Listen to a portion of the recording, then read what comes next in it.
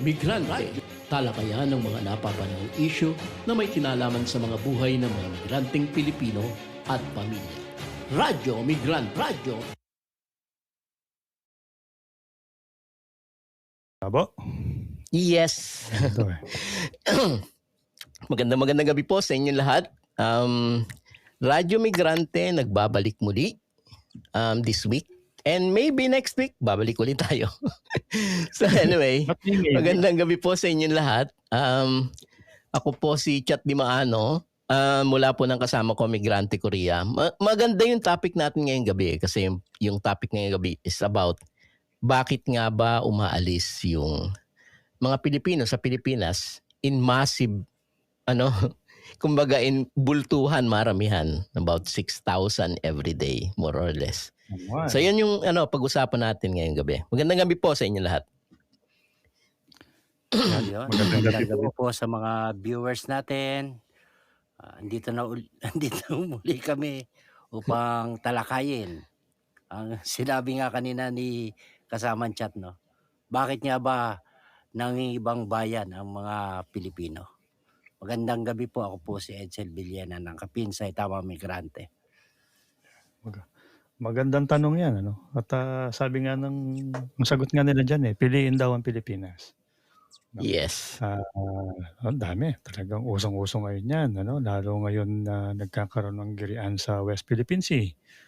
Nagkakaroon ng nagkakabukihan na mayroong mga politiko na bigla na lang kabuti na sumulpot, At hindi alam kung saan nagmula. Hindi alam kung paano, saan nag-aaral, saan tumira. Hindi nga din niya alam kung saan siya pinanganak eh. Saan pinanganak.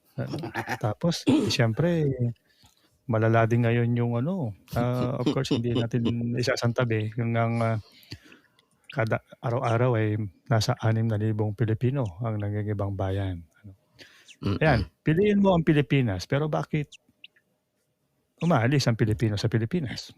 Yan, magandang pag-usapan ngayon. Magandang tanong yan. Magandang gabi po sa inyo. Ako po si Roger Raimundo mula sa Migrante Japan.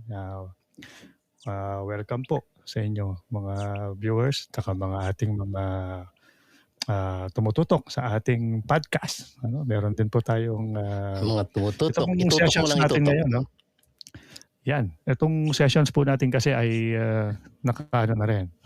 Mapapakinggan at inyong masusundan sa Spotify. Kung meron po kayong Spotify, hanapin nyo lang po yung Radyo Migrante. Kaya kung wala naman ay mag-download kayo. Free naman siya. Sabi nga nung iba, nag-level up na daw tayo. Hindi, nakachamba lang kami. Gano'n. Chamba lang din ang buhay. Artihan lang yan.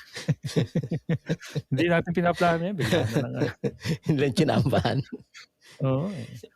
May oportunidad, panghawakan, sabi nga.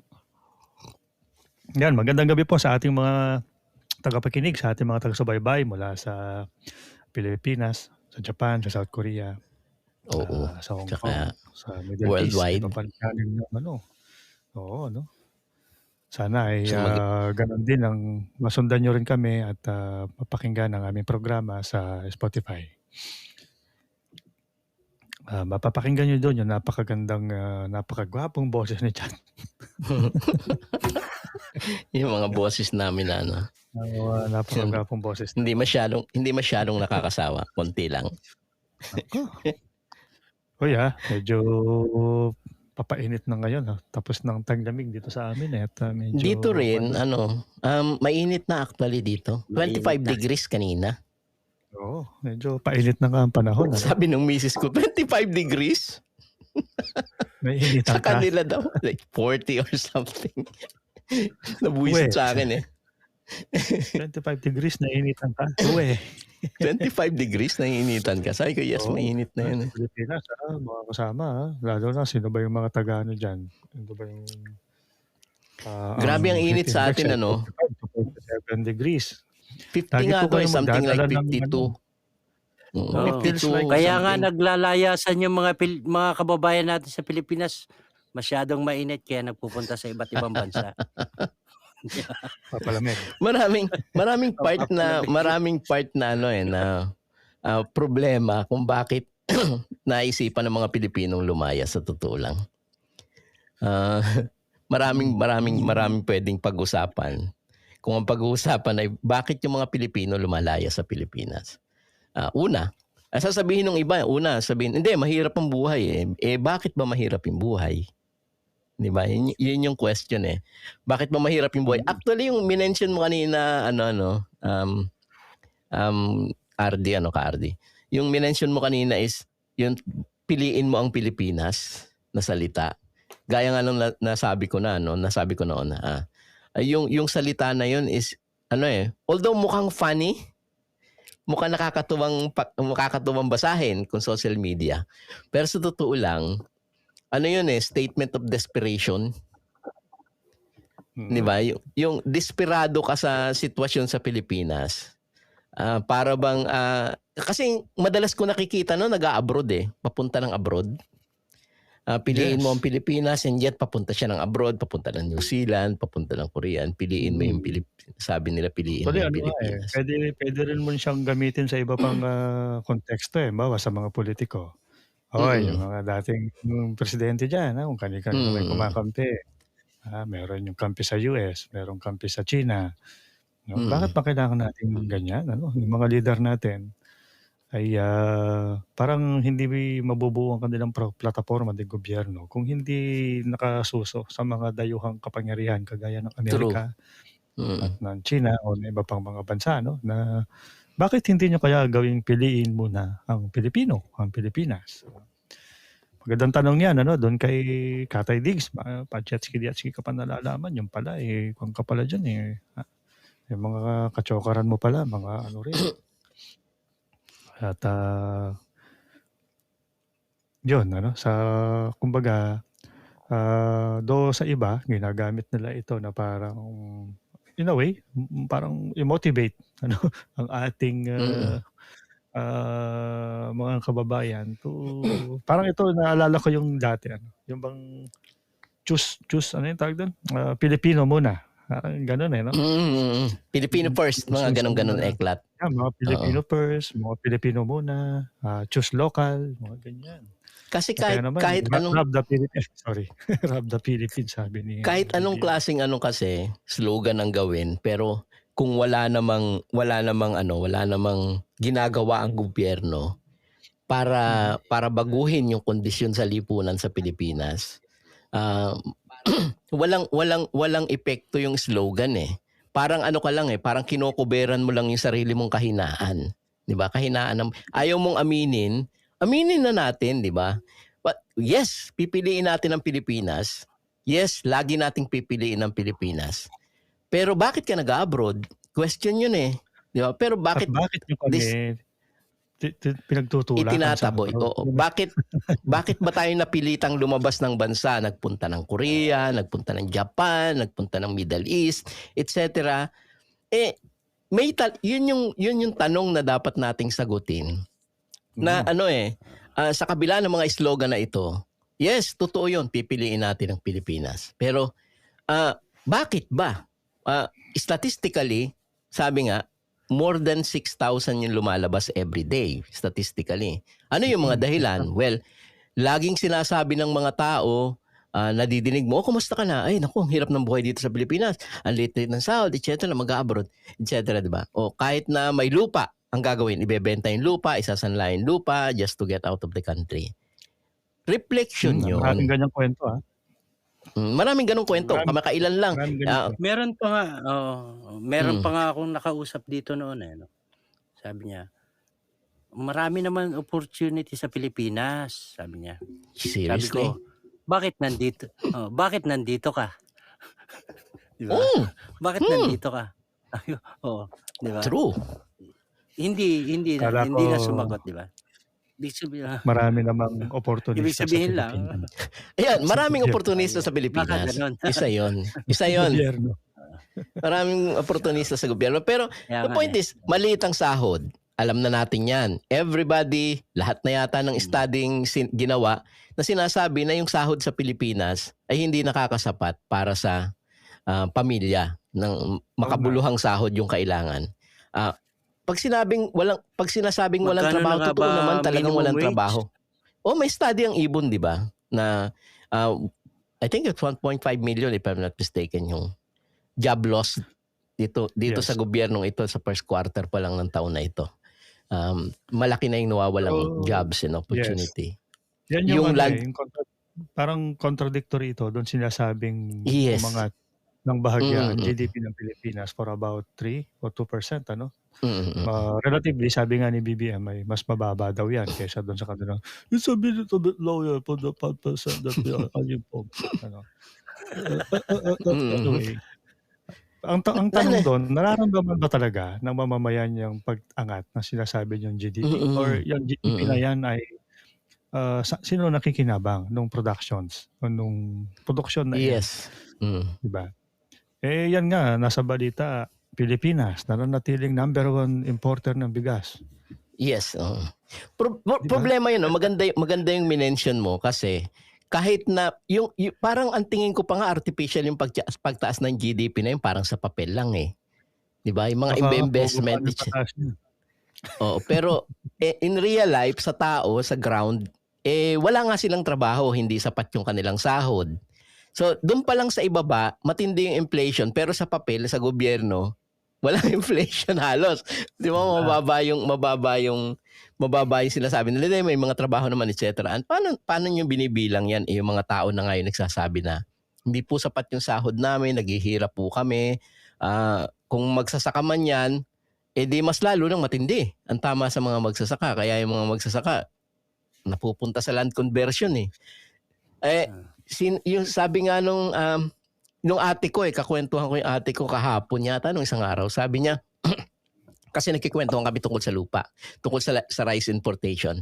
Sabi ko, alam mo, dapat hindi tayo nag-i-import ng rice. Sabi nung ate ko, oo nga eh. Kasi tayo. Sabi ko, alam mo yung may problema tayo kasi yung Land Conversion Act,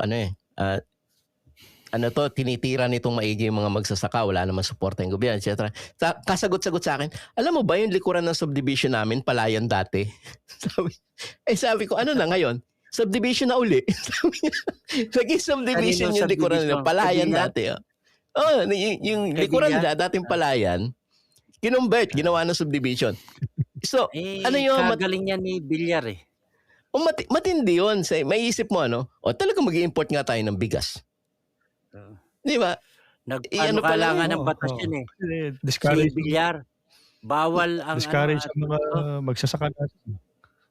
Yung tama. Bawal ang mga only rice sa mga kainan. Ang ni Villar. Matindi. Tinamaan ng kulog na to, yun na nga lang yung pwedeng lamunin eh. Wala lang ang pambili ng ulam. Tapos para doon sa subdivision nakaupo, papirma-pirma lang. Pwede yun, magwala ng rice. Pero kung trabaho hindi nila ramdam eh. Hindi nila ramdam sa ground. Lalo kung nagtatrabaho ka, kailangan mo na lakas. Kasi sinasara yung yun? Yung gate. Yung gate ng subdivision. Kaya lumalabas.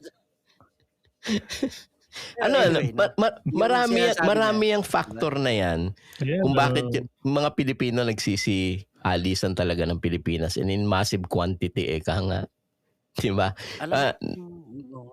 Kaya nga yung mga politiko kung ano-ano yung mga hearing sa Senado, sa Kongreso, nawala namang set.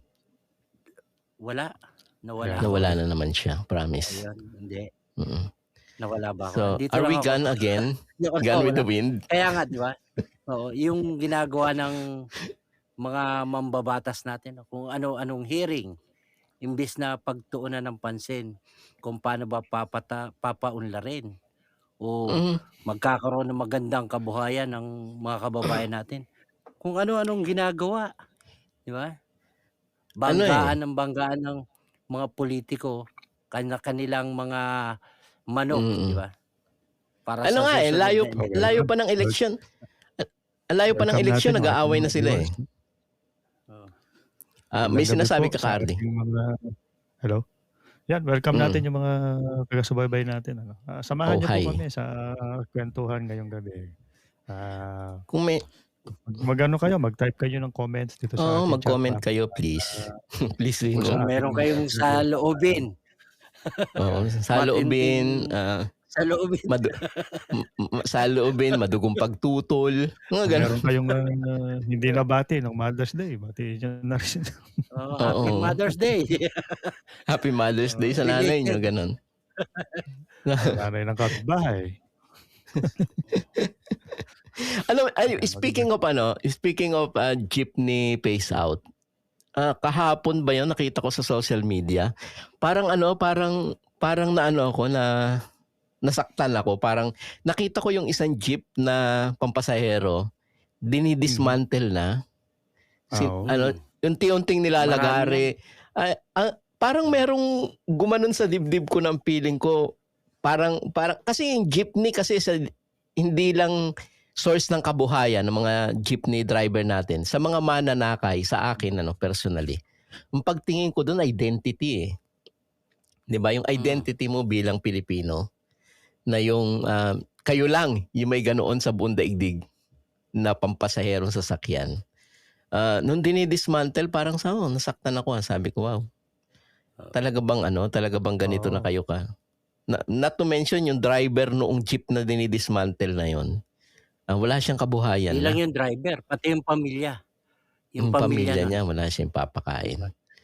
So, I think nahulog na naman siya. Napakagaling nga ng gobyerno natin eh. Di ba? Mm-mm. Yung jeep na yan, di ba? Wala nang, alam mo, parang yan eh, nabuhay yan sa sarili niyang paa, di ba? Tumindig yan yung mga jeepney na yan. Tapos tatanggalin mo lang. Hindi lang yun. Mas kawawa yung mga commuter. Di ba? Yung process na ginagawa, pwede namang mag-modernize, tsaka pwede namang mag-modernize na gagawa yung mga, susuportahan mo lang yung sarili mong produksyon ng jeepney. Hindi eh. Mas minatamis pa ng tinamaan ng kulog na ito na na mag-import. Lagi tayong ganun sa importation tayo nakasalalay. Lagi siyang nakasalalay sa importation imbis na na mag-develop ng sariling industriya para sa mga yon. Nalalaglag si RD kasi meron siyang issue kasi pagka mag-import naman, mag-i-import kasi maraming iilan lang yung makikinabang. May mga kickback yan. Pagka kasi yung tama. natin yung ating industrialisasyon ng jeep sa Pilipinas, maraming makikinabang na mamamayan yan. Maraming mabibigyan ng trabaho. Magpo-provide ng trabaho. Not to mention identity natin yun. Pag-i-import. Di ba? Yung mga multinational company. Di ba? At yung mga makikinabang noon mga komprador. Di ba? Yung mga lokal na malalaking kumpanya na mga negosyante, ayan ang makikinabang dyan eh. RD, nadidinig mo na ba kami? Yes, Pogo na lang daw Okay i-phase out, sabi ni Chairman Carlo. Hindi, legal daw yan, sabi ni Digong. Yung Pogo. Mariose. Malinis daw yan. Alisin yan kasi malinis daw yan. Malinis Pogo. yan, sabi ni Malinis Ayun, pinadeport na yung mga nasa Tarlac. Yung mayor, pambihirang mayor yan. Ganun kalupit sa atin, Pwede ka kumandidato kahit nanggaling ka sa nuno ng punso. Lilitaw ka na lang somewhere. Wala. Yeah. Wala kang nanggaling sa nuno ng punso. Wala kang record ng kung saan ka nag-aral. Hindi nga alam kung saan pinanganak eh. Diba? RD, nadidinig mo na ba ulit kami? Yes. Ako ba? Okay. Narinig ninyo? Yes. Naririnig namin ang iyong DJ-like voice. Chairman Carlo, pa-type ka na lang, hindi ka sumama eh. Oo nga eh. Pogo daw ang i-phase out, wag ang PUJ. Tama yun. Pogo i-phase out kasi sa mga kababayan yung mga nanonood dyan, ano yung tingin ninyo? Ba't umaalis yung mga kababayan natin sa Pilipinas? Just be, Kasi honestly, politically, di magulo sa Pilipinas. Di ba? Politically, ngayon pa lang, malayo pa yung eleksyon, nagmamaniubrahan na sila. Hindi magkasundo yung presidente at saka vice-presidente, sila busy silang magmaniobrahan habang yung mga mamamayan walang policy natatanggap. Tapos kamakailan lang nakita ko sa balita, sabi ng presidente hindi daw niya tatanggalin yung NTF-ELCAC. Oh, Lahat na siyempre. ng violation ginawa na nitong NTF-ELCAC, hindi mo pa rin tatanggalin kasi necessity daw. Necessity ba yon? So red tagging is a necessity? Yun yung ibig sabihin nun eh. Exactly. Di ba? Yun yung ibig sabihin nun eh. Red tagging is a necessity. Pag sinabi mong hindi tatanggalin ang NTF-ELCAC at necessity yan. Hanggang ngayon, kailangan pa yan. Ibig sabihin, talagang yung gobyerno, parang inamin mo na rin na yung gobyerno ay talagang into a red tagging. Di ba? Na yung gobyerno ay talagang yung mamamayan niya, ang tingin niya ay mga terorista. Ganun yun eh, di ba? Pag nagreklamo ka, terorista ka. Exactly. Ano yan eh. Walang maayos na trabaho kung meron man di sapat ang sweldo. Sabi ni Chairman yun ha. Yan o. Sabi ni Chairman Carlo yun. Ayan. Tama. Magandang gabi sa'yo, Chairman Carlo Oliver. Hindi ako nagsabi nun. Chairman namin yun. Kala ko ibinulong kay Chairman eh. Mm. Chairman, So kamusta yan ang o. trabaho? Galit si Chairman eh. Ayun, Okay, kaya daw pipilitan na umalis at makipagsapalaran sa labas ng Tama. bansa. Malupit, Brad. Tsaka ang matindi ngayon, yung mga OFWs ngayon ay apo ng mga nauna ng OFWs. True. Sabihin, True. ikatlong henerasyon na ito ng mga OFWs. At the same time, talaga namang pabata ng pabata ang mga OFWs ngayon. At the same time, parami din ang parami ang mga OFWs na kababaihan. Hindi na lang dahil sa demand ng mga domestic work, kundi kahit sa mga pabrika at mga pagawaan ngayon, manufaktura, mga kababaihang foreign workers ang hinahanap ng mga kumpanya. Kasi daw mas masipag, mas madaling focus sa i-oppress. trabaho. Pero ang totoo, kayang-kaya nilang takutin. Hindi ko po Mas sinasabi madaling kontrolin. hindi po hindi naman po ito pagmamaliit sa hanay ng kababaihan, kundi sa pagtingin po kasi ng mga kapitalista, ng mga kumpanya, mga agencies na mas madali nilang kontrolin ang mga kababaihan kumpara sa mga kalalakihan. At meron pa nga tayo dyan na kung sa Japan yan, actually. Sa ngayon parang nasa at least 70,000 ang supposed to be ay OFWs dito sa Japan. Karamihan dyan ay mga technical intern trainees tsaka specified skills workers. And then majority talaga ay mga kababaihan. Kahit sa gawaing farm work o agriculture, kababaihan din. Pati sa mga manufacturers, sa mga manufacturing industries and SMEs. Siyempre, nandyan naman pa yung mga yung trabaho ng mga tagalinis, so tawag nila dyan, domestic workers. And then yung sa mga Dito, cleaners yan. Cleaners. caregivers. Yan. Oo. Historically, nung mag-umpisa yung migration, halos puro lalaki, di ba? Tapos nung panahon ng umakyat na yata sa panahon ni Cory na yun nung umabot na ng at least 30% ng mga migrants ay mga babae. Then ngayon, hindi na It's more than 50% na yung ratio ngayon ng mga babae na lumalabas ng bansa. Na nasa labas ng bansa. At most of them ay nasa domestic work. Siguro. Nasa domestic Dito work. sa Japan, mas malaki siguro yung porsyento. Mga 70% siguro babae na mga trainee OFW dito. So, kaya ang impact sa kababaihan mas marami. Yung kadalasan na aabuso. Vulnerable nga kasi, mas vulnerable yung mga babae. Madalas na aabuso yung mga babae. Pagdating sa pagdating sa loob paggawan ng pabrika, kung kahit papareho ng trabaho yung lalaki at babae, kadalasan mas mura nga ang pasahod sa babae. At the same time, siyempre, dahil nga sa ang lipunan na lalo na dito sa Japan, siguro sa Korea, very prevalent yung masculine culture, yung pamacho. Dito ganun Anyway, kahit naman sa Pilipinas, kaya lang iba talaga yung patriarchal na Lipunan, no? kultura. Kaya very dominated sila in and out of the industries. Ibig sabihin, kahit sa mismong komunidad, kung saan umuwi, tumutuloy ang mga OFWs, ganun din. Kaya nga, meron pa nga dyan, bukod doon sa pagsasamantala o pang-aabuso sa trabaho, nakakaranas din yan ng mga pagsasamantala at pang-aabuso sa labas pa ng trabaho sa mga komunidad. Lalo na doon sa mga magandang gabi sa iyo, Julius. Ayan, si Julius ay OFW yan, taga dito, nandito sa Japan. Oh, hi. Good evening, Magandang sir. gabi. Hi Kumusta? from Kumusta Korea. kayo dyan? Yes.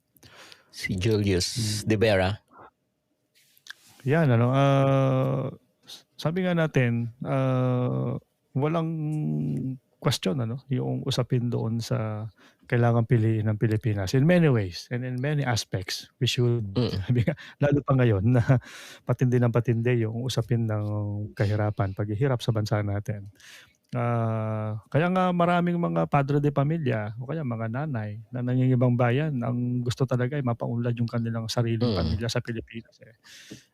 Yung iba doble kayo dyan. O kaya kahit na Dalawa labag na trabaho, sa ganun. yan, kahit labag na sa kontrata, minsan tumatanggap pa yan ng mga part-time work, o kaya nagdadalawang trabaho para may pandagdag. Kasi nga, sabi nga natin kanina, napakataas ng inflation sa Pilipinas. Mataas din po yung inflation sa Japan ngayon. Yung sahod po natin dito mula noong 2015 hanggang sa kasalukuyan, hindi po nagbago walang drastic na pagtaas doon sa pasahod. Kaya nga yung halaga ng sweldo mo, kung nasa Japan ka halimbawa, yung halaga ng sahod mo kahit hindi na 2015, 2018 o 2019, ang laki na ng diferensya nun ngayon. Kung sumasahod ka dati ng 20 lapad noong 2019, I think sapat-sapat yun para sa sa isang OFW.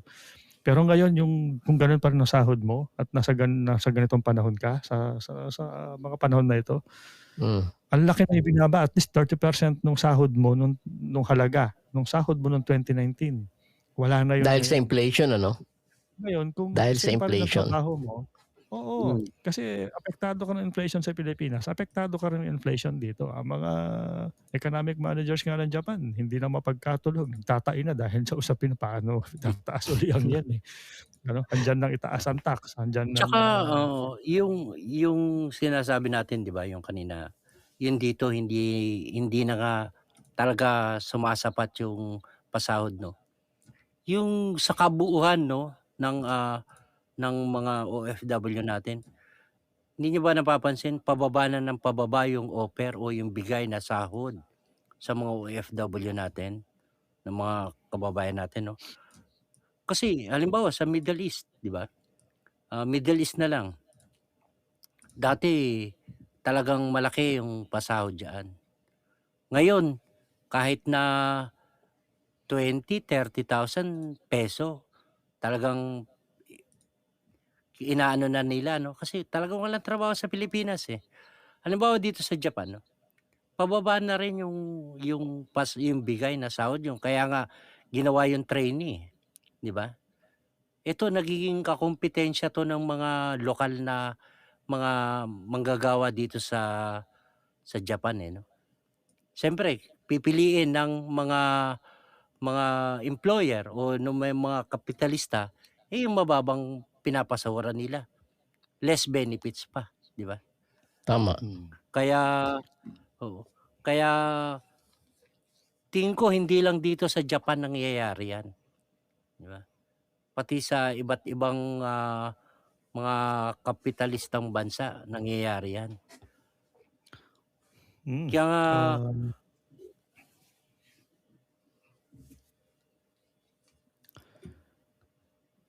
mukhang wala na namang audio. Hindi. Bukod pa dyan sa yung usapin ng pasahod, ang isa pang kagilagilalas sa ganitong kalagayan ng mga OFWs yung bang inaasahan natin na dapat ay serbisyo at serbisyo mula sa ating gobyerno sa pamamagitan ng ating mga embahada at konsulado, hindi rin natin maasahan talaga ng buong buo o kahit pa ng OWA o PhilHealth o ano man. bukod lang doon sa tayo ay kinukuhanan ng mandatory fees ng mga kaltas mula sa mga ahensyang ito, hindi rin naman maasahan ng mga kababayan natin yung suporta pagdating dito sa usapin ng pagtataguyod sa karapatan at kagalingan ng mga Filipino workers o Filipino migrant workers. Kung dito nga sa Japan yan, halimbawa, ewan ko kung meron dito sa ibang bansa, gaya sa Korea, nagtayo sila dito nung tinatawag nila na migrant workers, Filipino workers desk sa Japan. Wow, mayroon kayo nun? Yes, so meron ng migrant workers office, ito yung dating polo. Ay meron Yung pang ginawang Filipino. Department of Migrant Workers conversion. Yes, oo. Mm-mm. So kinonvert yan, di ba? Yung dating polo, yan yung migrant Mm-mm. workers office. And bukod pa doon, ay nagtayo pa ng nagbuo pa ng isang, ewan ko kung anong dapat itawag dito, isang ahensya na magmamanage di umano sa pagde-deploy ng mga OFW sa Japan. So parang ito, bukod pa Outright doon sa commodification. yes, parang ang siguro magiging dating nito batay doon sa nabasa natin sila yung mga ngasiwa kung sakali na magka-problema, magka-aberya sa trabaho ang kababayan natin na OFW.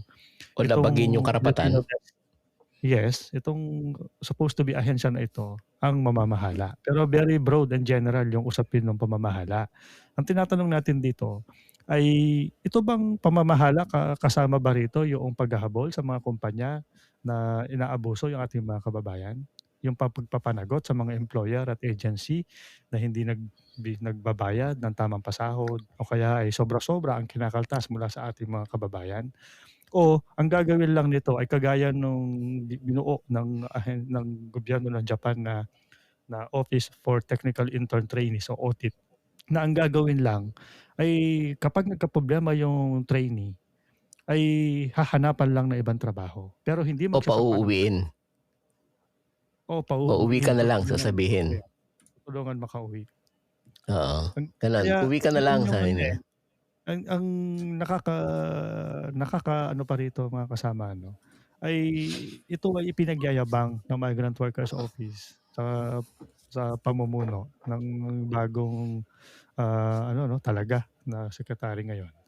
Dahil parang ito pet project nila ito dito sa Japan na parang itetest yata dito kung gaano ka-effective yung pagtatalaga ng isang migrant workers desk Pero practically, bukod sa kung tayo ang titingin bukod sa ito ay redundant, parang kapos ito ay inakulang natin yung supposed to be ay trabaho ng mga agencies na kapag ka nagkaproblema ang kanilang empleyado ay sila ang maghahanap ng trabaho para doon sa kanilang empleyado kasi pwede namang ilipat na ibang company yan kung kailangan kung hindi na talaga makapagtrabaho sa kumpanyang ito, yung ahensya, yung agency o yung manning agency dapat, yung haken, ang siyang dapat maghahanap ng trabaho. Ngayon kung mayroong migrant workers desk at yun ang kanilang gagawin, edi yun na nga, tinanggalan natin ng sakit ng ulo itong mga ahensya sa Japan, ng mga Hapon, at aakuin ng Pilipinas, ng gobyerno ng Pilipinas, yung problema na iyon. So ibig sabihin, yan doon yan sa mga yun doon yan sa mga OFW paano naman yung mga marriage migrant? Di ba? Yes. Paano yung mga descendant? Di ba? Yung mga permanent status dito. Di ba? Alam nyo, totoo yung mga sinasabi ninyo na ganyan kasi nag-umpisa pa yan noon pa nung binuo na ni Marcos yung POEA, di ba? Kasi bago magkaroon ng POEA, meron munang mga welfare fund, National Seamen's Board, etc. Yun yung historical background niyan Tapos binuo na niya yung POEA. Pero nung buuin niya yung POEA, the problem is binigyan din ni Marcos nung panahon ni Marcos ng karapatan yung anyway, kay Cory na buo yung POEA, di ba? Yung OWA. Panahon ni Cory yun. Anyway, nung binigyan din ng karapatan yung nagtayo ng ahensya. Mahilig yung gobyernong alisin yung kamay niya. Yung parang ayaw niyang dumawdaw sa mga issue ng mga OFW, kundi ipinapasa niya na lang sa iba, sa mga pribadong ahensya. Kasi doon gobyerno natin yung POEA, meron ng POEA, yet nag-ano pa siya ng mga private agencies na nagpapalabas ng bansa na nandyan, sige ipasa ko sa inyo, gagawa ako ng batas, yung Magna Carta ng OFW ng 1995, di ba? Yun yung ginamit nila. Okay, parang ang ginawa, isinapribado yung, kaya nga liberalization of migration Ang ginawa, supposedly gobyerno yan di ba? Gobyerno ang maghahanap ng ano diyan. So ang nangyari is hindi ibinigay sa pribado, sa inyo na lahat. Kayo yung magpapalabas, kayo din yung may problema. Kaya pag may problema yung OFW, sabihin mo kausapin mo yung agency. Hindi dapat ganoon Citizen mo yan The first place, isinapribado yung pagluluwas ng lakas paggawa, at pag nakita mo talaga yung ganong klase ng konsepto, outright commodification ng migrants yun di ba? Yung ganong attitude. At tuwan-tuwa naman yung gobyerno dahil sa kondisyon ng lipunan natin ngayon na napakahirap ng buhay, walang proper na opportunity, at saka yung mga nagsasabi naman dyan na tamad lang kayo, magsuri naman kayo ng konti. Sasabihin tamad lang kayo, kaya gusto nyo mag-abroad, mas malaki ang sahod sa labas, ang sisi pa yung mga nasa OFWs. Hindi ganun Kasi hindi naman, yung sabihin ninyo sa 20 million na tayo sa labas ng bansa ngayon. Sabihin ninyo sa mga 26,000 na lumalabas everyday, if that is so true, na tamad lang kayo. Hindi kasi lahat ng OFW na nakilala ko, wala pa akong nakilalang OFW na tamad. Lahat sila pag nagtrabaho masipag. Kaya lang talaga, importante yung compensation Napaka-importante nung kaya mong buhayin ng pamilya mo, kaya mong padala sa pag-aralin, kayang kumain ng 3 beses sa isang araw. Diba? Nakakapag-aral. Kompleto ang gamit Yes. sa eskwelahan. Mm-mm. Yun lang naman ang hanap ng manggagawang Pilipino Alam niyo po, wala namang nangarap ng nag-OFW na parang pag-uwi mo dapat milyonaryo ka o something. Oo. Sa ngayon, ang Statistically pangarap speaking, na, wala pang OFW yumaman. yung Sige iba nga. nga, di ba, ang iba nga, ang napuputap lang na negosyo, halimbawa, kung magdi-negosyo man, either sari-sari store, Jeep. o kaya jeep, tricycle. Mm-mm. Ngayon, ipe-phase out pa nyo yung jeep. Jeep. Paano na? Mm-mm. Gusto nyo, tindahan, sari-sari store, mga ganyan. Mm. And iba pa, investment siguro sa pagbili ng mga lupa o ari-arian. Kaya lang, hindi rin siya, in the long run, pag-iisipin mo, oo nga, meron kang investment. And then, of course, later on, lalo na kung ang may contract ka lang naman, nagtatrabaho sa ibang bansa, uuwi ka ng Pilipinas. And once na nasa Pilipinas ka na, ito experience po ng mga OFWs din natin na kababayan. Once na umuwi na, kahit ano pang naipundar mo diyan, bahay, jeep o ano man, dahil sa hirap ng buhay, hindi rin ito sasapat lalo kung pamilyado ka. Sabihin mo ng pag-aralin mo yung mga anak mo, mapakatungtong sa kolehiyo. Ang pangarap din ng karamihan, sana makahanap ng trabaho sa abroad tong anak ko, pag-aaralin ko ng nurse, ng teacher, o engineer, o doctor. Ganun pa rin ang tunguhin Ibig sabihin, kaya napapanahon din siguro, o kaya ay in a way, sort of desperation, yung panawagan na piliin mo ang Pilipinas. Kasi nga talagang ramdam na rin natin yung social cost nitong migration ng mga Pilipino sa ibang bayan. Lalo na sa mga pamilya, yung nagkakawatak-watakang pamilya. At the same time, yung nagiging yung brain drain natin na talagang yung mga professional natin, kabataan, able bodies, hindi na lang yung yung physical labor and mental kundi yung mismong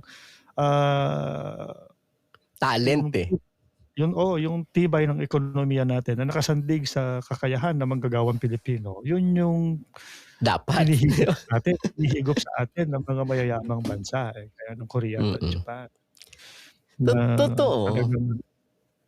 Totoo nga ron dyan. Yung brain drain, yun ano yung sinasabi ni Presidente Marcos?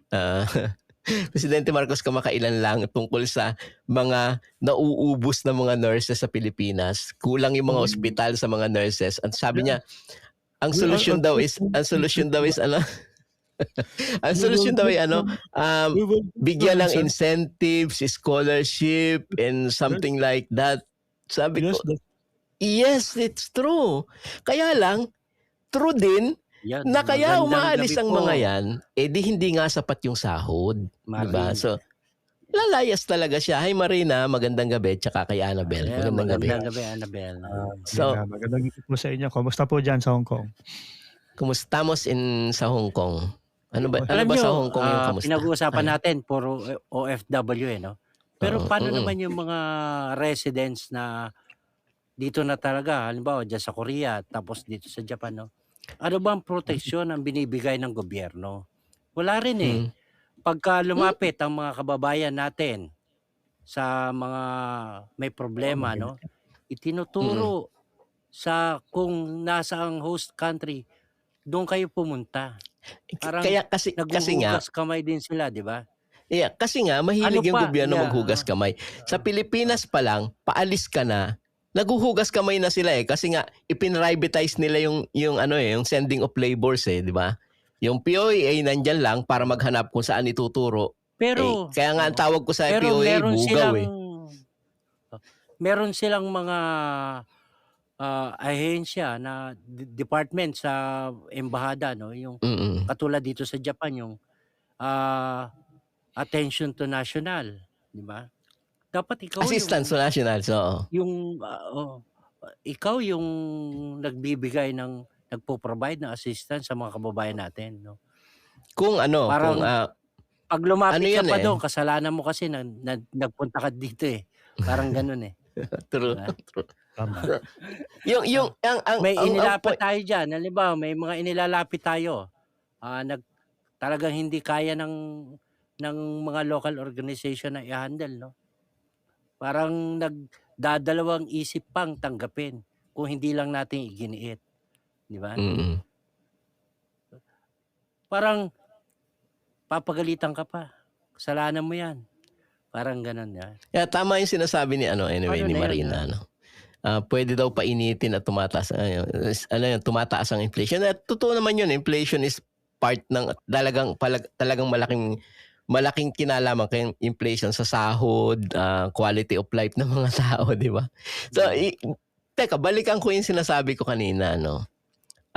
Yung gobyerno, yung presidente mismo nagsabi na incentives, pero hindi ko narinig sa kanya na ano kaya at gawin na lang natin na pataasin ang sahod ng mga nurses.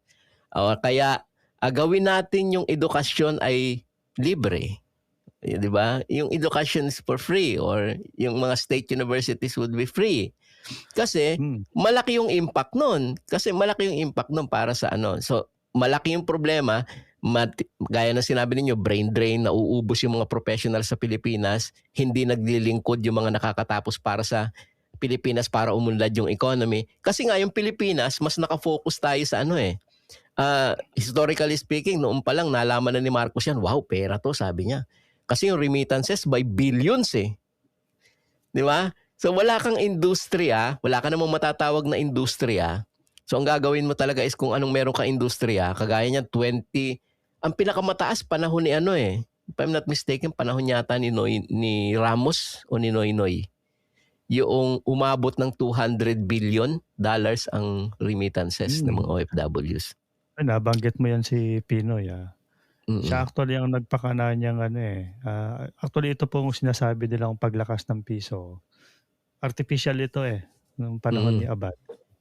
Ang ginawa nila ay kinukopo ng gobyerno yung kalakhan ng mga remittances na in foreign currency, ibig ko sabihin, para makapag-ipon ng dollar reserve. So practically ay hindi ito nadadiverse sa mga private and public sectors, kundi through sa sistema ang ginawa nila ay pinalakas yung piso doon sa usapin nung kinukopo ng gobyerno yung kalakhan ng mga foreign remittances. Kaya yung panahon na yan, 'di ba, umabot ng kung sa Japan noon talagang ang isang lapad 2012 hanggang 2015. hindi bumaba sa ano yan, 5,000 pesos ang isang lapad. Sabihin almost half or more than half. Pinakamataas 5,500 Mm. pinakamataas. Actually umabot pa yan ng So 57, ibig sometimes sabihin yung 1,000 paglakas ng piso laban sa 1,007. dolyar ay nakatuntong sa ano lang, sa parang Artificial. speculative, pero wala naman siyang, kung industriya ang pag-uusapan na pinaguhugutan, sustainability kasi yun Oo. di ba? Kasi yung And piso hanggang mo, kung ngayon, artificial mong palalakasin, sandali lang yun. yes, So malaki hanggang ngayon, yan pa rin ang polisiya na ginagawa ng Department of gobyerno. Finance, ng ano, at saka ng Bangko Sentral. Kaya kung mapapansin po natin, bukod doon sa na-stabilize nila yung sa ibang currency, halimbawa sa yen, sa Korean, sa iba pa, na-stabilize nila. Ang hindi lang talaga nila mahabol yung halaga ng piso sa dolyar eh. Pero against other currencies, gaya ng pera sa Hong Kong, Singapore, Korea, and Japan, talagang naano nila yan. Sabihin na at least parang nagko-compete di umano ang halaga ng piso. Ang problema kasi natin, nakatali tayo sa dolyar eh. Oo. Yung Kaya economy sa natin Japan, lalo na ngayon, na talagang naramdaman niya na yung napakalalim na problema ng ekonomiya. Bukod noong panahon ng pandemya na talagang bumulusok yung presyo ng yen. Hanggang ngayon, hindi pa nakakabawi. At ang gusto nga ng Prime Minister, bigyan na lang kami ng tagi 1 bilyon tapos pauwi na kami. Oh God. Joke lang yun. Joke lang. Pero sabi nga sa totoo lang, until the time na yung Pilipinas magkaroon ng sapat na trabaho o industriya para ma-sustain niya yung kanyang sarili, mag-uumpisa siyempre yung industriya sa sakahan muna eh. Pag wala kang makain, nag-i-import ka pa rin ng bigas, wala pa rin. So until the time na magawa ng Pilipinas at pumihit tayo sa ganung klase ng pag-iisip, yung gobyerno natin, at hindi nakaisip sa wag na lang, import na lang natin. So ang tendency natin is hindi matatapos yung exodus of migrants, yung walang katapusang libo-libong migrante everyday yung umaalis para buhayin yung pamilya nila. At napakadami ding mga bangkay na umuuwi. At napakadami ding mga nasisirang pamilya dahil sa migrasyon.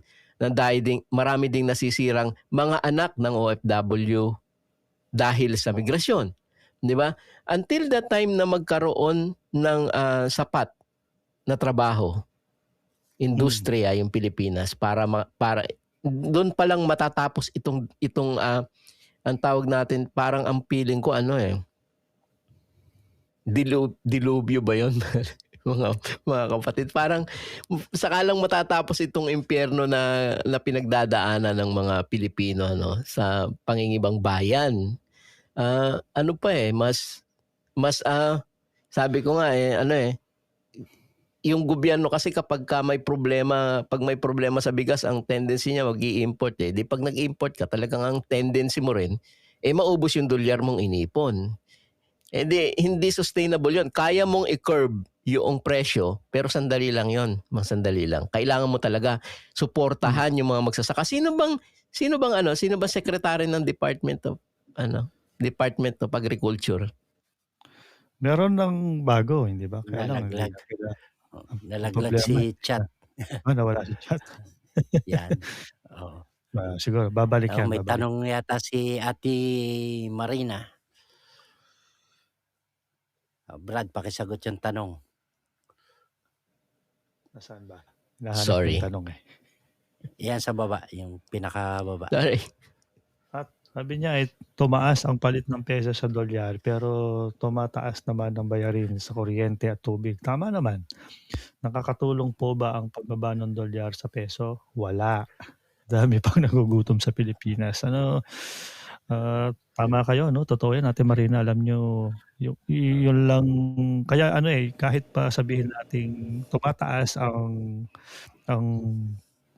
peso, ang piso kontra sa dolyar, pero panay naman ang taas ng presyo ng mga bilihin. At lalo na ngayon, yung pagka kasi nagtataas ang yung umutot lang sa Middle East, may nabali lang sabihin, may umutot lang sa kung saan. Tumataas ang presyo ng gasolina, ng presyo ng petrolyo. Lahat yan, pag yan na nagtaas, lahat na asahan mo yun Ngayon, ang gobyerno naman nag-uulat. Sabi nila tumaas ang GDP, kesyo-kesyo, ganyan, nag-improve. Mga ganitong kumpanya, yung mga multinational tsaka malalaking kumpanya sa Pilipinas, kagaya ng pag-aari ng mga ng mga Ayala, ng mga Ang, ang lalaki ng kitang inuulat ng mga ito at tuwan-tuwa sila dahil nakakabawi na daw sila. Pero sa tutuusin, ang tanong naman sa kanila ng mga manggagawa, bakit pala hindi kayo makapagtaas ng sahod?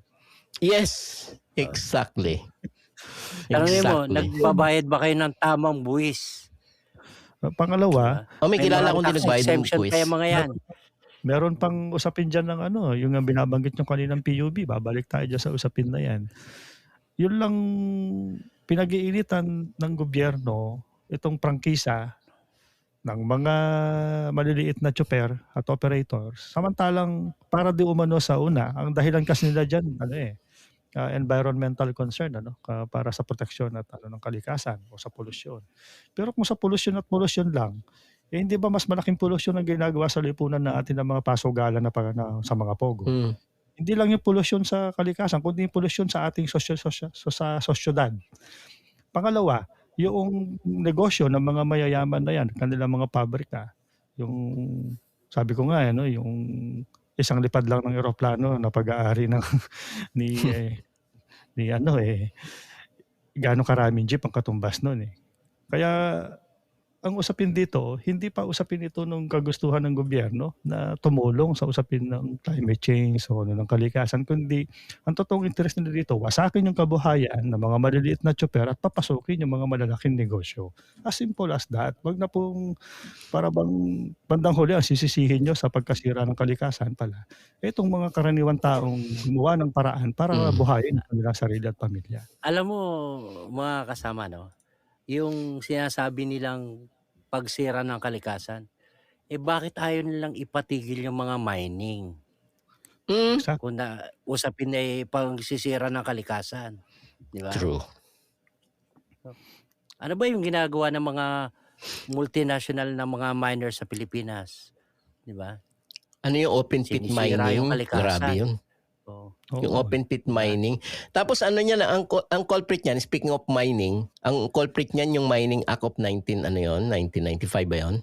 Yung liberalization of mining. So yun yung problema. Alam mo naman maraming problema itong gobyerno ng Pilipinas when it comes to pro people should be. Hindi naman kasi nag-umpisa yan sa yung power industry ni liberalize. Yung problema natin na matindi ang pagsamba ng gobyerno ng Pilipinas sa tinatawag na tawag dito free market economy. Yan. Diba? Maganda pag-usapan yung free market. Parang dalawang Free oras market economy, yung sinasabi nilang globalization, feeling natin we belong into a global community, di ba? So let's do it. Gawin natin ang ginagawa ng Amerika and so on. Let's liberalize our economy, di ba? So lahat binuksan. So paano natin bubuksan yan? We need to deregulate sectors. So dineregulate ang kuryente, dineregulate ang mining, di ba? Sabi niya, i-deregulate natin yan. So nagkagawa sila ng mga batas, Mining Act of 1995, blah blah blah. Pinagagawa nila yung mga act na yan. Sa totoo lang, yung act na yan is act of betrayal sa Filipino people. Diba? Sa Filipino people. Tumbok mo. Diba? Act of betrayal yan sa Filipino people kasi yung Pilipino hindi na makaabante ngayon. So itong mga act na ito, sige, sabi nila, hindi pa tayo makakontento sa deregulation of these sectors. Kailangan nating isa-pribado yan. So ang ginawa nila ay sinapribado yung mga kuryente. Sabi nila, ang ganda pa nga ng mantra nung araw di ba? Pag daw sinapribado ang power industry, mumura ang kuryente. Yes, dahil sa competition. Dahil sa competition, mumura ang kuryente. Yon. Mumurahin ka pala. Bakit lang yung kanina yung asawa ko nagrereklamo sa akin sa presyo ng kuryente? Mapapamura ka pala. Diba? Asawa ko yun, nagrereklamo ng presyo ng kuryente. Kanina, sabi niya, ano ba ito? Mahal-mahal na presyo ng kuryente. Kanina lang yun, Kanina lang. Hindi, kami Di ba? na po maglilinaw nito. Typo error po yun. Hindi raw po magmumura ang kuryente, kundi mapapamura ka sa kuryente. Sabi Okay na, inayos na namin, ha? Kinulat Nais na na namin. namin. yung- Kamali lang ng dinig. Nagkamali ng dinig. Mapamura ka pala. Oh. Kaya, no? So, Uy, tatahimik ha. Isingit ko lang kasi naisip ko na uli. Uy, nag-iipon daw ng pera ang PhilHealth. Nagtatabi. seriously? Hindi pa ba kayo nakontento nung inilipat Para ni Gloria sa sa eleksyon? inyo yung pera ng OWA? Eh, ito pa, nag-iipon din ng pera ang GSIS. Nagtatabi ng pera. Para sa eleksyon? Para sa eleksyon. para sa Maharlika Investment Fund, mga Dre. Oh my God. Akala ko para sa Tahimik po eleksyon. sila yun, ha? Pero mukhang itutuloy na Baka- mag-i-invest ang Tapos, PhilHealth. Tapos sabihin nyo, piliin ang Pilipinas. Tapos i-invest ka. Alam nyo, yung sinasabing piliin mo ang Pilipinas, kung ang nagsasalita ay hindi umaalis sa Pilipinas, maniniwala ako. Kasi ang problema, yung nagsasalita nung mga nagpo-post is it's either nasa abroad o papunta sa abroad. Ano yun hindi naman sa okay lang naman yung sinasabi niyo, hindi sa kaanoan. Pero may hibla ng ng hypocrisy. Hindi sa pasintabi kasi pag sinabi mong pipiliin mo yung Pilipinas, which is lahat naman tayo pipiliin natin ng Pilipinas. Ngayon, ang tanong is ano ang ginagawa mo para baguhin yung sitwasyon sa Pilipinas na nagluwal sa'yo? Marahil ayaw mong aminin. Marahil ayaw mong aminin na hindi, nag-abroad ako, that's because of me. Pinili ko ito, yan ang kadalasan Ay baka naman gusto mong, baka gusto rin nating, anong tawag doon, suriin, bakit nga ba tayo napilitang mag-abroad? Di ba? Bakit tayo napilitang nag-abroad? Ano ba yung nagtulak sa atin? Di kanina pa kami nagdi-discussion yan kung nanood kayo yan, di ba? Kanina pa namin pinag-uusapan yan. Ano nagtulak sa'yo? Ba't ka nag-abroad? At sinabi din kanina ni Ka Edsel, bakit ka ba nandito? Yung tanong niya kanina Kasi di ba, bakit ka ba nandito? Yun, di ba? Ano yan? Himalayan? Walang himala. Walang himala, boy. Walang himala. Alam nyo, no? Himala daw. Kaya nga yung sinasabi nga natin kanina pa, no? Madagdag ko lang yung bigas, no? Pero doon tayo sa pagkain. Kasi, tayo, napakaraming sakahan sa Pilipinas. Agricultural country nga tayo Pero nag-i-import tayo ng bigas. But we are Parang, on a digital age. Si Dadunyar pa rin ba ang secretary ng agriculture? Hindi na. Nahiya na. Hindi na, sabi niya. Hindi, sabi niya, walang dito. Doon ako sa sabi niya. Kaya nga, diba? Construction na naman Imbis na iniisip ng Pilipinas Construction kabi-kabila. Yung tatay niya, ganun ang ginawa Diba? Yung mga manggagawa, yung mga magsasaka natin. Hindi, lalo mo pang pinapatay. Diba? Suportahan mo. Paano kang gaganahan magtanim ng palay kung babaratin lang ng mga bibili ng palay, di ba? True. Wala, talo ka pa, pang-abono lang. Abono. Tapos atrasado talaga yung pagsasaka sa atin. Be honest, atrasado. So, doon kailangan ng suporta ng gobyerno patubig, mechanization, suporta literally sa magsasaka. Paano pa uunlarin yung kanilang doon lang tayo pwede. Doon lang tayo uunlad. Kasi sa totoo lang, yung mga iniimporta natin ng bigas, dito sa Pilipinas nag-aral magtanim ng bigas. Tapos bumalik sa kanila, sinuportahan nila, ayun.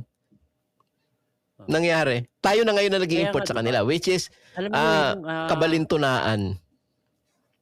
Yung mga research sa Los Baños, sa Laguna, di ba?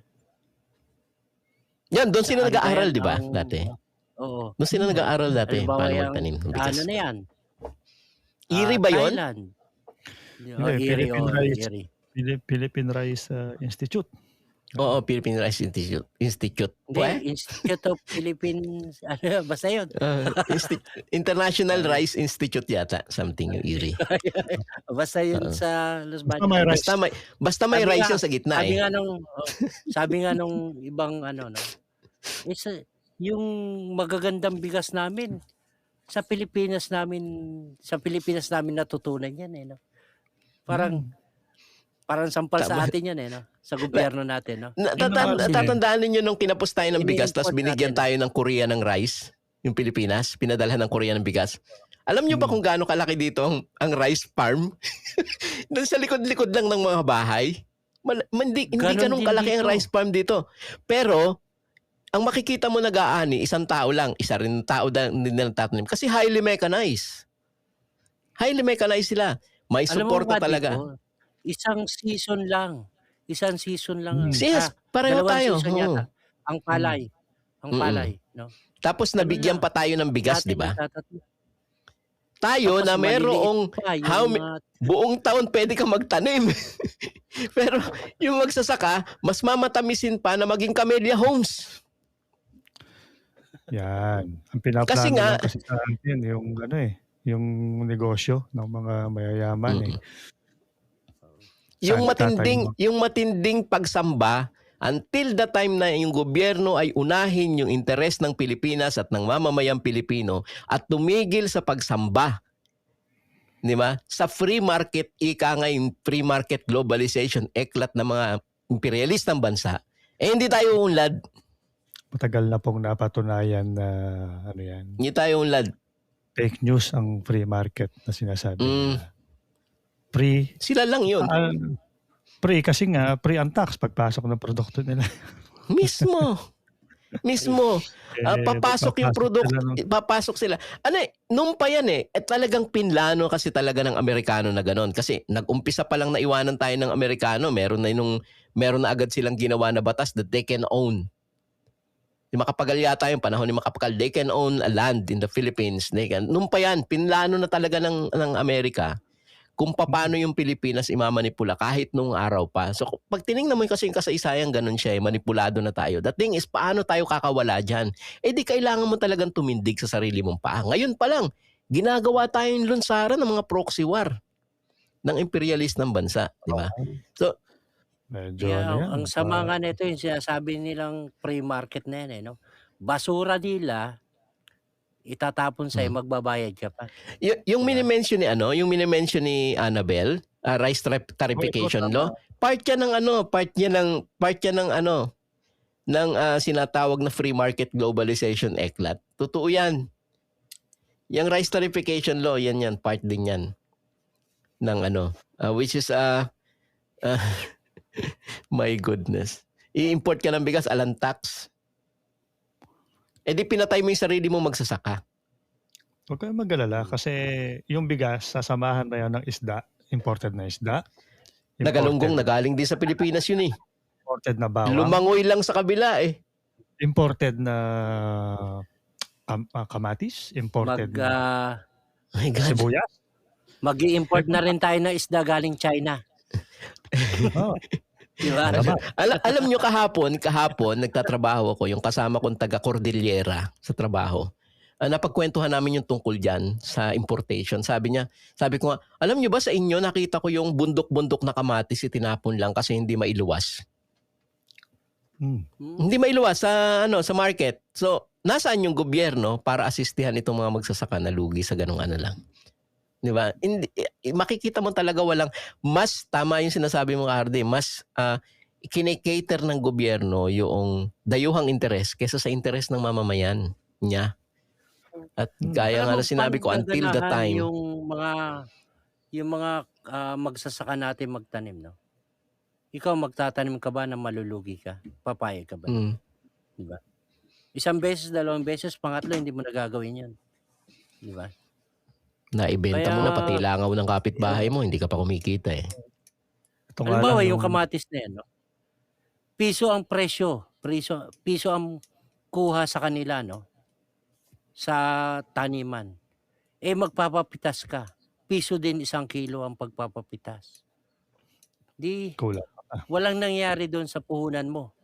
Di ba? Sa Nagpagod hirap ka lang, di ba? Di ba? Oo. Kaya Tas nga eh. Nagpagod ka lang. tapon ka lang ng pera. Di ba? Ang masakit Kung pa dito, ikaw ay ang masakit pa dyan, kasi pagka ganyan na mayroong mga tinamaan ng kalamidad, Yes, so peste. diyan gumagana dapat yung struktura at programa ng gobyerno sa usapin ng pagsalo doon sa nawala sa ating mga magsasaka. Kaya lang, ito yung mga public officials natin, alam nila yan, yung mga mayor, pataas, alam nila yan na mayroong public emergency fund. Supposed to be ay para yan pag-ayuda sa ating mga manananim. Hindi kaya sa ating mga emergency magsasaka. fund sa bulsa? Exactly. Ang system, yung may automatic fund yan. Yun lang. Pangalawa, hindi ito alam ng marami sa ating mga kababayan marahil. Kaya nga iba, naiiyak na lang Ito nakaraan, napanood ko sa TV yung isang magsasaka na nagtanim ng mais. Tinamaan ng tagtuyot at peste yung pananim. Alam niyo, sabi ng magsasaka, walang magagawa kasi kalikasan yan Ganun lang.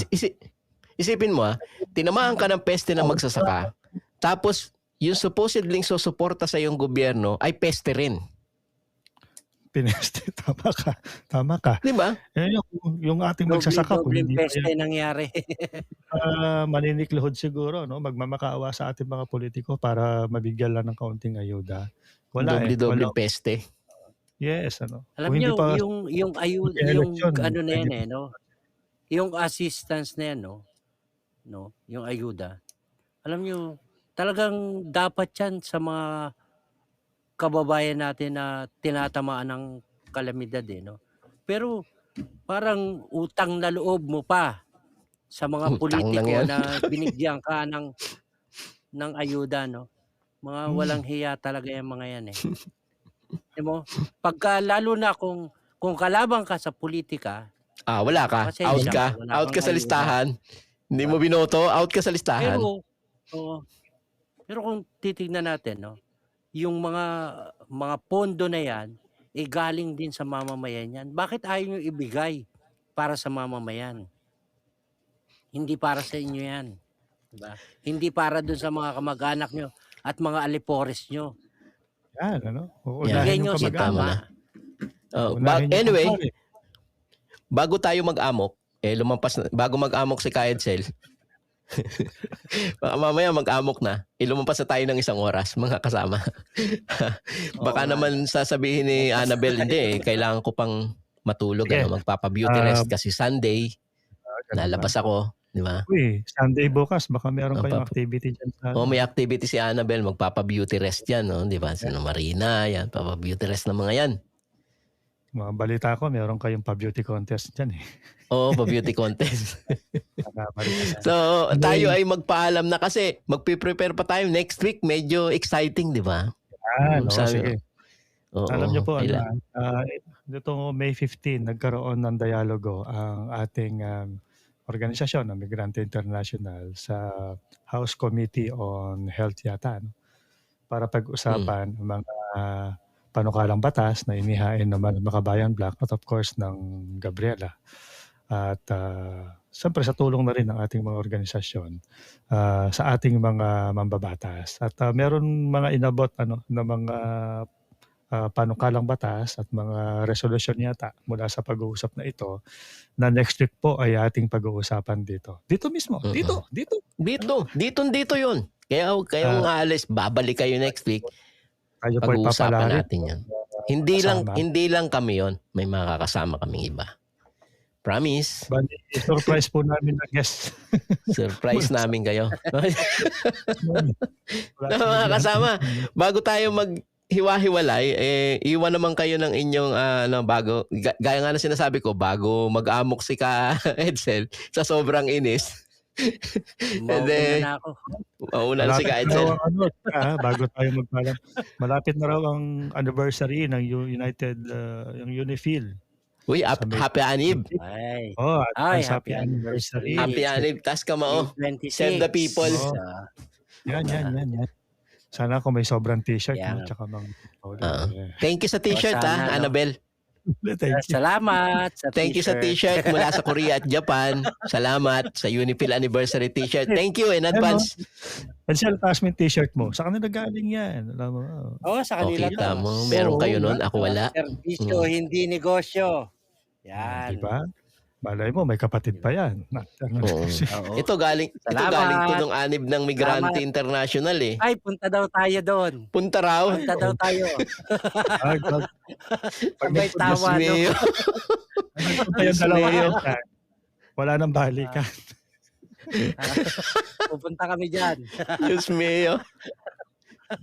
Handang-handa pa naman akong tumanggap eh. Sige po, sa mga kababayan natin, no, muli po, kami ay mag-iiwan ng konting mensahe. Ako po, maiksi lang mensahe ko. Kailan pa tayo matututo, mga kababayan? Kailan pa tayo lalaban? Kailangan po natin magkaisa para po sa ating kabuhayan. Po. Muli po, ako po si Edsel Villena ng Kapinsay Tama Migrante. Magandang gabi po. Ayun. Maraming salamat po uli sa ating mga kasama migrante nakasama ngayon sa programa, sa ating mga kababayan sa Hong Kong, sa South Korea at siyempre sa Japan.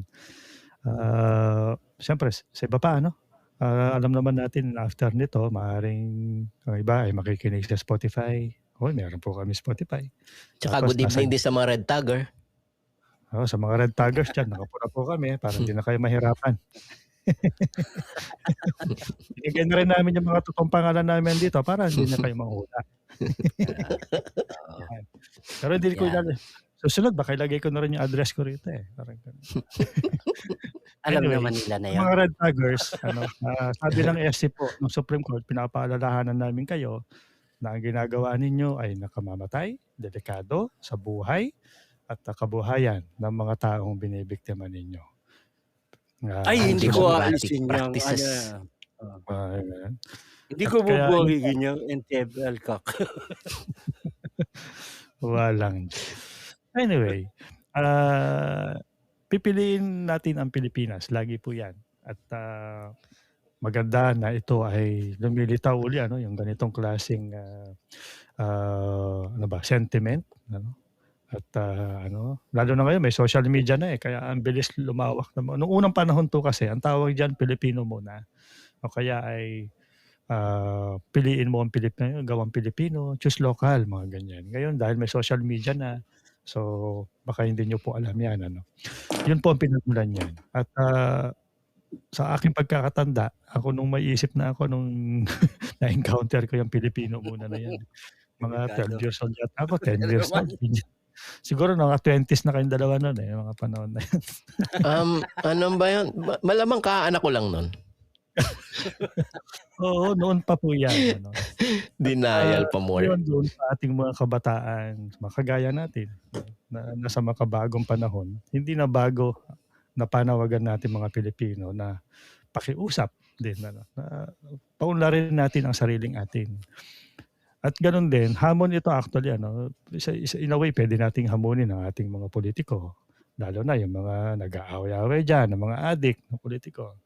Unahin yung pipiliin nyo muna ang Pilipino. Yung isa, kumampi sa Inchik. Yung isa, kamping-kampi sa Amerikano. Kailan nyo kami kakampihan?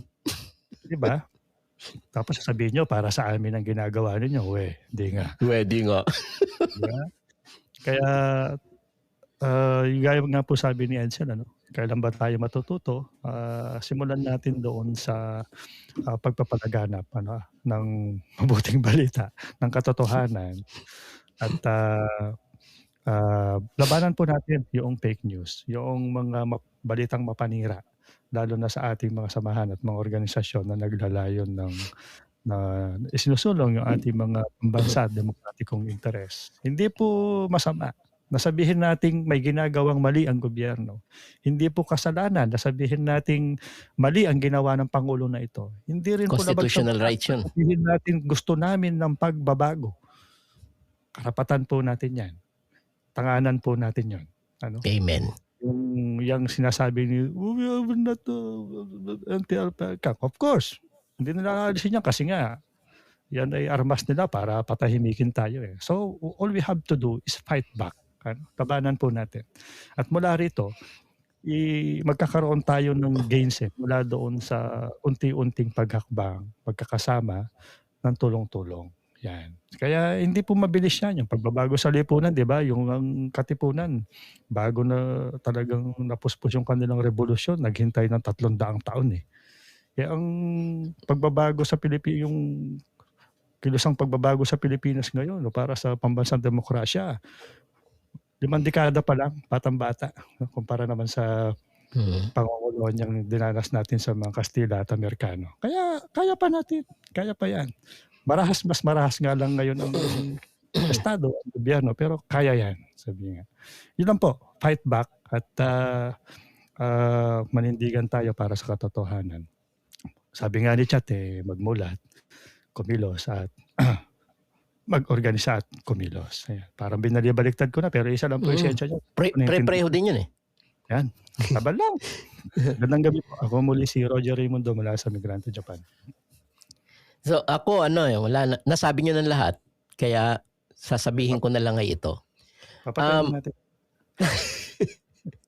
Tama po yung piliin nyo ang Pilipinas na salita. Ako yung naniniwala din diyan kasi ako'y pinipili ko din yung Pilipinas.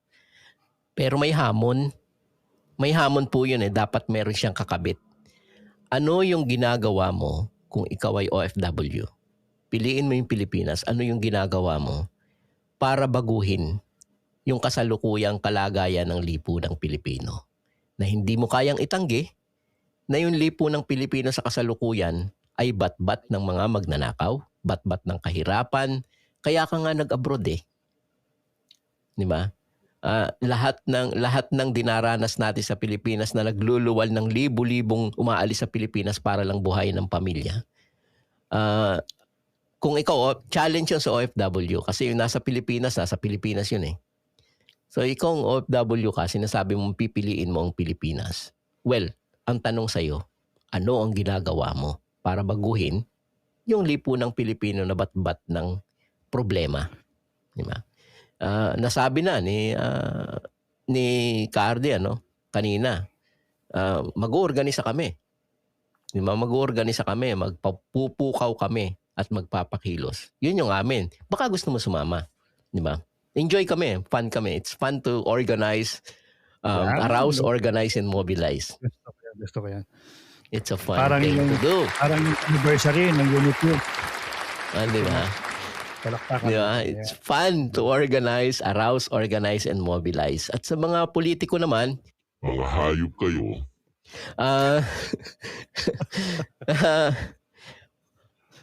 maawa naman kayo sa mga kababayan natin. Gusto ko yung #proud progressive. Yes, so. Yun, #proud progressive. Di ba? #proud makabayan. Maging kabahagi ng pagbabago. Di ba? Yeah. Salamat sa t-shirt ulit, Annabelle. Thank you. In advance. Thank you Anniversary t-shirt. So, mula po sa amin, uli. Maraming salamat sa inyong panonood. Please share. May Spotify na rin kami. Share, subscribe, and whatever thing you should do. Follow us on Spotify. So, magandang gabi po ulit sa inyo lahat. Yun. Bye, everyone. Bye-bye. Salamat po. Everyone, bye.